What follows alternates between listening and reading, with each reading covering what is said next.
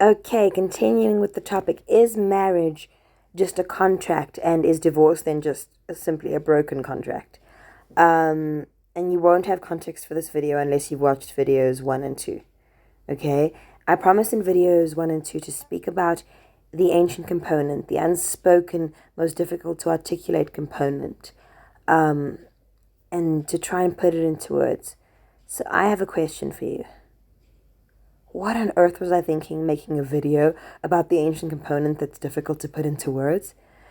Man, the best way that I can express this experience, which is so real and so heavy but so hard to articulate, was articulated in my favorite musical, which is called I Love You, You're Perfect, Now Change. And in this musical, the girl says, my divorce was like open heart surgery without anesthesia. Yeah, that really resonated with me.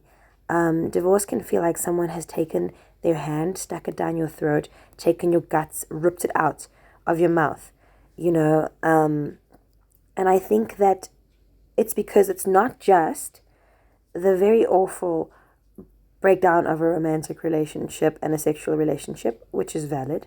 It's not just moving out like you would have with a cohabiting partner you've spent years with. It is that, and that is awful. But it's that as well as the legal. But then over and above the legal, there's also the spiritual component.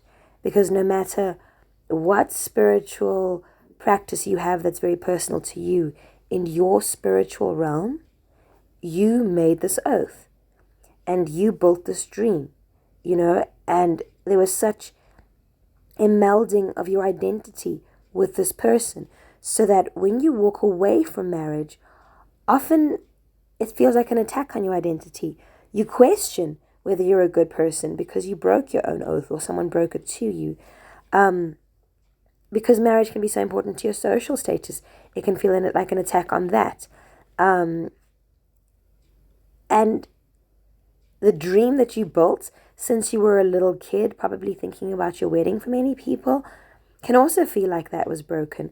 It can be an incredible amount of grief upon grief upon grief that affects the whole length and breadth of the being of a human being, because you made a commitment from top to toe, length and breadth in every dimension: emotional, intellectual, spiritual, and sexual, physical, financial, practical.